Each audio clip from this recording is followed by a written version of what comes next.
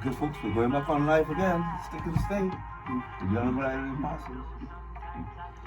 And welcome back, folks. I am Paul the Ball here with the Honorable Eileen Parsons. That was such a wonderful story, Miss P.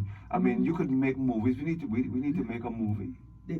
No, it was for me who who is a British Virgin Islander. I wasn't raised here. I was raised in St. Thomas, and I came back to Tortola through marriage. And to me to see people who had lived here all their lives and know it only had up to 7th standard, you managed to get high school. Now you had your own college and you could be against the institution. So, but it's a good thing that Mr. Stout didn't let anything deter him. When he decided he was going to do something, he went ahead and he did it.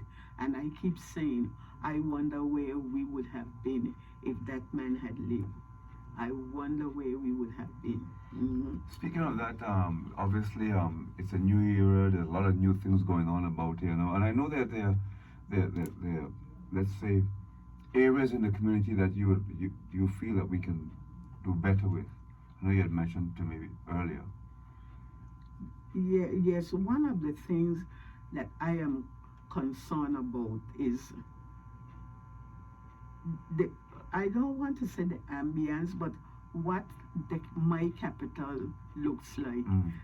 To me, with the kind of money that we have playing around within this country, Rotown could look better.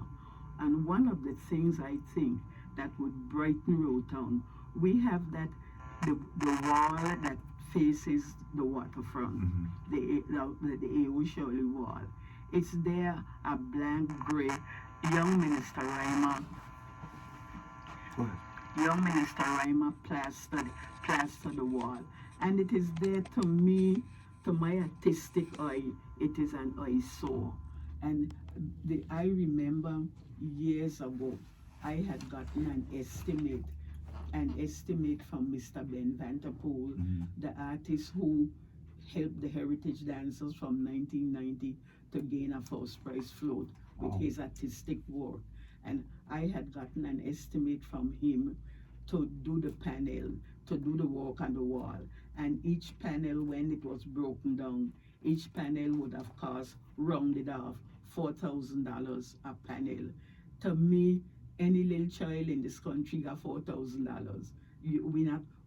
It's obvious that in some areas we are not feeling for money. And I felt then that there would be businesses that might be willing to sponsor a panel, or somebody might sponsor a panel in honor of a fallen parent or something like that. And we said then it could be a sports wall of fame. All the sports people who put us on the map, from way back, like Dr. Tattersall in sailing and so forth. The first national team that went away, I have the names of the people who were on the first national team that went on a sailing boat from here at night to St. Croix to play ball. And Hugo Fiboat, a men team and a women's team, of which I was a part, went across to St. Croix to play ball. And I would like to see the first battery featured on the wall, Ivina Monsanto and Berenice Smith. Berenice went across to St. Croix, and Berenice found 15 Puerto Ricans who they put us up against, and we were just little wee BVI, but we went to play ball, and we played. And that was the year the 10 run rule wasn't in vogue. You played until all was out. And Paul, St. John was new and we were newer. And under the battery of Berenice and Ivina, we beat St. John 31-1. They made one run. I was tired batting. Berenice was a giant. I would love to see a picture of her. She's at home now. I would love to see a picture of her featured on the wall. She and Ivina and Peter Matt Simmons, they put us on the map in softball with the BVI in the olden days. I know they can't compete with the young people who are going now, because although I don't go to the games, I hear that we have some very good players, really good players, which certainly would be better than how we were. I was shortstop for the national team. Of course, I had played softball in high school, and I was able to fit in. And I was the one who had gotten the group together anyhow. So, but I would love to see those. I even the names of those early, very early pictures, and so Leola Todman. Leola is still alive. I know she would feel good seeing her name up there. Ida Ham has died, but those were the people. Um, Leonil George. We used to call Leonil Rock of Ages because she was so good in the outfield. I never saw a young woman could throw a ball from center field straight home to the catcher. That's the kind of people we had in that early, very first softball group of young people. Mhm. I was thinking, couldn't a product like this go under the auspices of youth affairs and sports? I would think so, but then I have found, honestly, and I have been involved in a lot of things in this community, and it takes one person with the will and so forth. Like when I was Minister of Sports, there was, it was, I had a lot of pushback of doing the racetrack, but I did not let it detract me. When I decided to fix the softball field and have the dugouts with sanitary facilities that the players didn't have to leave the dugout, again you get pushback. Oh, you're spending money, this, that. But we need to do just that. Spend some money to make our young people more comfortable in the areas where they are involved. And a lot of things could go under the sports, and I know the young lady who is there, Brenda Letsomtai, would be quite willing. But then you have to have the minister. With, well, I was a sports person. I ran track for Charlotte Emily High, and of course, coming home here and finding myself in a position like the minister of sports, I was in my element, and I was able to do the same thing with culture. When I was the person responsible for culture, I had a flagpole in every school. I had a dance group in every school. But it takes the person with the will. You have to have the will. If not, if the money isn't there, it will come. But you have to have a person with the will to go against the tide. Can we still get those flagpoles and the instructions like you got? Can you still get them up in from New York? Well, those flagpoles were aluminum. They couldn't be destroyed. Where the schools would, and I cable and wireless through Ickford Scatliff, thank him, gave me 13 flagpoles. I was cultural officer. Dr. Charles Wheatley, he was Charles Wheatley then, sent me up to New York. I went to the wholesale place, got the ribbon for all, brought it down. Miss Enid Scatliff, in the days when we used to have flagpole competition, August Tuesday, I won every competition. Miss Enid Scatliff had given me a flagpole instruction book. I didn't even know that flagpole had instruction book, but Miss Enid Scatliff brought one from England and she gave it to me. Cultural officer that I was, I photocopied that book and I gave one to each school.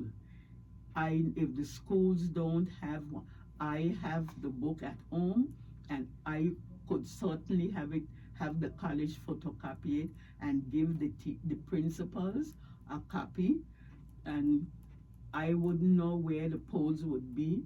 I don't think they could have been mashed up because, as I say, they were aluminum.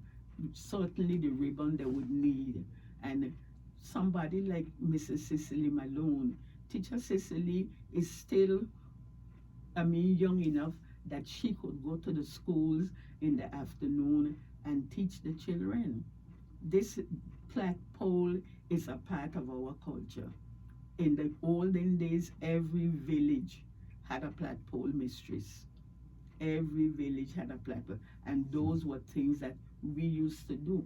Maybe it wasn't ours, but however we got it, it was a part. It became a part of our culture, and it it it has just gone down.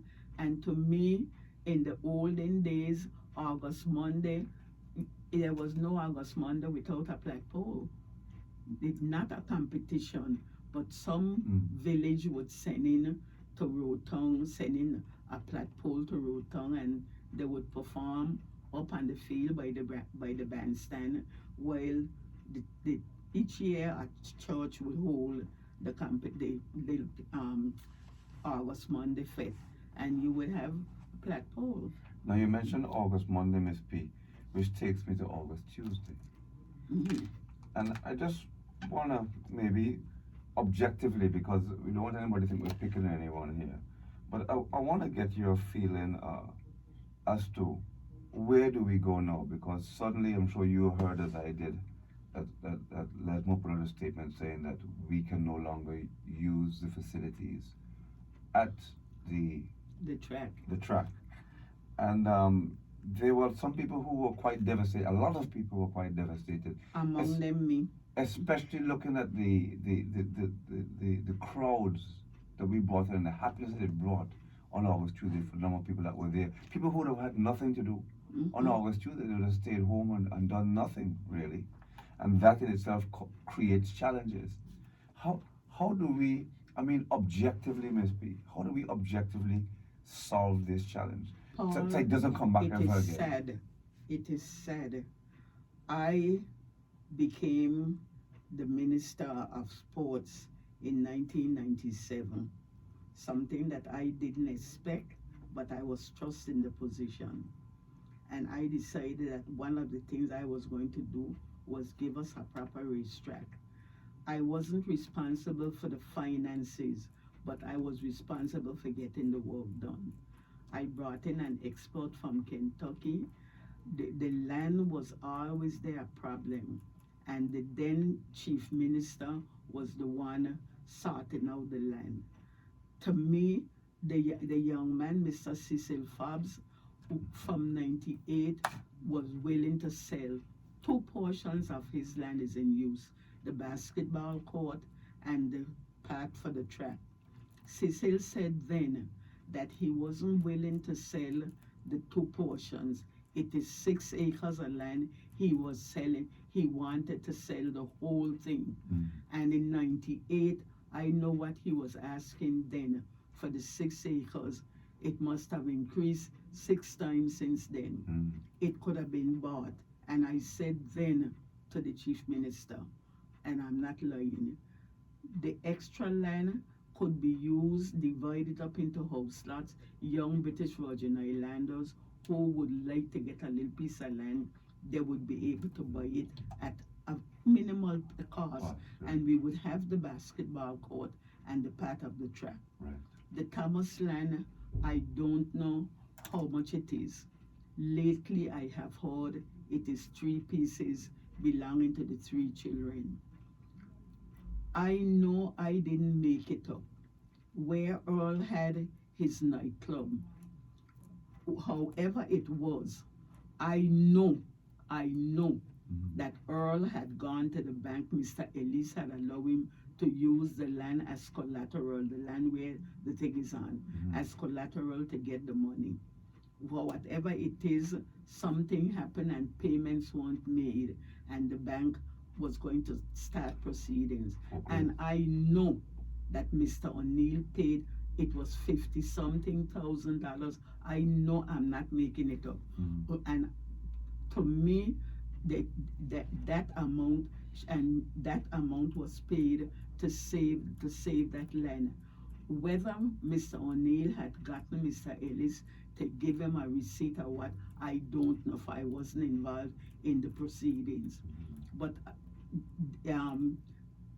we have been, when I say we, because I used to be a taxpayer, paying the Cecil and the Thomas for the land. Mhm. From all accounts, the one child is a lawyer, and she's using her lawyer brains to hold the whole territory hostage. That's my opinion, and I make no apologies for it. She's using her lawyer technique to hold the whole country hostage. I heard on the radio this morning the premier saying that we have paid, again I say we as a taxpayer, Mhm. paid the rental for the year. If the rental for the year has been paid, either let me use the track for the rest of the year or give me back part of the money. To me, that is it. Why we can't use the track for going out this year and then you begin your negotiations? To me, it is the whole thing stinks. That's all I can say. The whole thing stinks. If I was in the premier's position, and I am not, I will never be, I would have had one, and I am saying it without fair contradiction. I would have had one solution. I would have gotten the 3 pieces of land surveyed. I would have had an appraisal done, 2 appraisals. I would have taken the highest of the appraisals, offered to buy. They didn't want to sell. There is something in the whole world government called eminent domain. For the public good, I would have placed the money in the bank for them and acquire the land by eminent domain and do the same thing for all who have land around the racetrack. Yes, it might cost the government millions, but it's going to cost them millions for what I am hearing that the young lady is asking for. Then and She's a Roberts or she's a Thomas? a Thomas, She's a Thomas. Thomas, Mr. Ellis' daughter. Daughter. You can be asking for $90,000 a year. No race day, that kind of money is made. No. No race day.